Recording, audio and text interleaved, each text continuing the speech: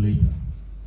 We are under the office of the President because of the nature of our mandate, which enjoins us to coordinate investments in all sectors of the economy. There are other agencies responsible for some specific sectors, such as oil and gas and mining. I'll come to them on the next slide. But what we do as an institution is, first of all, to provide investment advisory services. So if you want to do business in Ghana, we advise that you contact the G.I.P.C. We have a sector specialist who will listen to you and then advise you on the next steps. If what you want to do cannot be best served under the G.I.P.C. Act, we will direct you to the appropriate government agency which will best serve your needs. We also assist with joint venture partners. So if you are looking for a Ghanaian partner, or you're a Ghanaian company looking for a partner, be it foreign or local, we have the structures in place to assist you to reach out to these potential partners. We have a project catalog where we've put together the list of projects that we do have. They cover all the Ghana Tourism Authority. They are state collaborators. If you want to go into export processing zone activities, we have the Ghana Free Zones Board, which was set up solely to support companies which are in the export sector. Under the Free Zones program, you must export at least 70% of what you produce. If you want to go into mining, Ghana has a lot of gold, bauxite, manganese. We have the Minerals Commission, which regulates activities in that sector. With diaspora activities for quite some time now. And in 2001, we played a key role in organizing the first Homecoming Summit, which was to encourage our brothers and sisters in the diaspora to connect with the motherland. After that, we set up the non-resident Ghanaian Secretariat to deal with specific issues encountered by Ghanaians living abroad. Later on, we fused this into the G.I.P.C. and have very rich natural resources. And on the screen, we have the map of Ghana. We have 16 regions, and all these regions have unique natural resources which translate into business opportunities in agriculture, manufacturing, construction, and tourism, just to name a few. On the next slide, I will dwell on the specific opportunities that we have as a country. Yes, we are looking at agriculture and agro-processing. Ghana is primarily an agricultural country. In the video, you saw that Ghana has about 60% of arable land which is suitable for agriculture. And so what government is doing is to encourage mechanized production. This is to increase the yield. Currently, most of our farming activities are at the subsistence level. We also want to introduce more scientific methods of farming. And so we have irrigation. This is to ensure that we have year-round cropping efforts. One, we are looking at a stimulus package for distressed companies. There are some companies who, for one reason or the other, suffered some knocks along the way, sometimes through no fault of theirs, and so have literally shut down. So government has a program to look at these companies, and then those who can be put back on their feet will be supported under the stimulus package program. And then we have the One District, One Factory program. I've talked about it. And then we have some big ticket items. We are looking at the petrochemical industry, the integrated aluminium industry. We have the bauxite, and then also pharmaceuticals. I've talked about it. Then iron and steel. We have huge deposits, and therefore we have a comprehensive program to tackle certain critical sectors in the agri space. One, we are looking at establishing a fertilizer plant.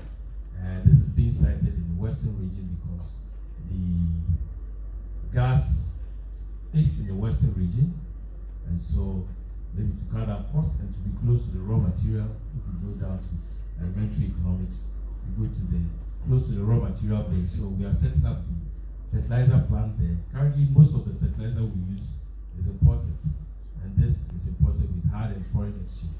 And we believe that if we're able to set up this plant, then the monies that we use in importing fertilizer and other commodities such as rice, sugar, can be put to other uses in our development. Okay, we are looking at the other side of infrastructure. We are looking at residential, retail, office, and industrial parks. Retail, we joined the mall club. We have a few malls, maybe not as big as what you have in the US. When people visit, they go to the Pentagon Mall or Tyson's Corner. We have a little Pentagon Mall in Tyson's Corner here. They're doing quite well. And then residential facilities. We are looking at, now we want to go up. Land is becoming scarce. So we are in business in Ghana. We see that we have a very simple, transparent process for anyone who wants to do business in Ghana. The first step is to incorporate your company at the Registrar General's Department. And as I've already said, there are 5 working days to register you with your documents in order. And also the fact that you can register your business online. Now, after that, you will come and register with the G.I.P.C. And depending on the nature of the business and the ownership, you bring in a certain amount as your minimum foreign equity to start a business. Next slide, please. Now, the current situation is this. For a joint venture with a Ghanaian partner, the non-Ghanaian has to bring in $200,000 US. You can also go 100% foreign owned if you bring in $500,000 US. And then for those who want to engage in trading, is $1 million US. There are some exceptions. One, if you are into portfolio investments, so you set up a company to deal in listed securities, you'll be exempted from this minimum equity. If you are into manufacturing or export trade, we mean setting up a company to buy locally produced goods for export, you're also exempted from this requirement. And then if you are married to a Ghanaian and you've been married for at least 5 years and resident in Ghana, you're also exempted from this requirement. And then what Mr. Nikwe mentioned during the early part of the program, for a minimum of $250,000, you can bring in 2 people, a minimum of $500,000, 3 people, and above $700,000 4. Now, in between, you can bring in experts or what we call time-bound work permits. For some projects, you may not need to invest $700,000 but you may need the services of experts not readily available here. So you can apply for time-bound work permits, 1 year, 18 months, 2 years, and then we will make the recommendation to the Ghana Immigration Service. Patrick, go back to the previous slide. Yeah, now these figures, investment incentives. Can we go back to the previous one? Yes. The other one. Forward. Or maybe it's behind. Okay. Now, if you're into agro-processing, currently the corporate tax rate is 25%. But if you're into agro-processing, you pay 1% for the first 5 years. And after that, you pay a reduced rate depending on your location. Next slide. Yeah. The other incentives that you can enjoy, one, you are guaranteed against expropriation. So if you are properly registered to do business in Ghana, you can be sure that no one will take away your business from you. It's in our investment law, and it's also a constitutional provision. So in terms of your investment security, you need not worry at all. We also grant exemption from payment of customs import duty on your plant, machinery, and equipment. Tax holidays under the G.I.P.C Act.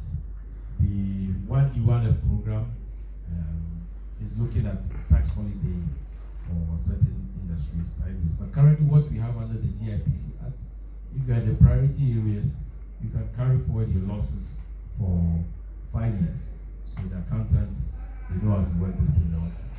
That is, if the tax man is satisfied that you don't make a profit, and then in the lesser areas, you can carry forward your losses for 3 years. Now, for the manufacturing sector, here again to support the District 1 Factory program, if you are located outside Accra, Tema, you get a 25% reduction in the taxes anytime, and we'll be ready to engage you Our website is on the screen. We have our email address as well, so we are available anytime to answer any questions you may have regarding doing business in Ghana. And the same applies to my fellow Ghanaians here. GIPC is not for only foreign businesses. We were set up to cater for all businesses, which means Ghanaian and non-Ghanaian businesses. Thank you very much.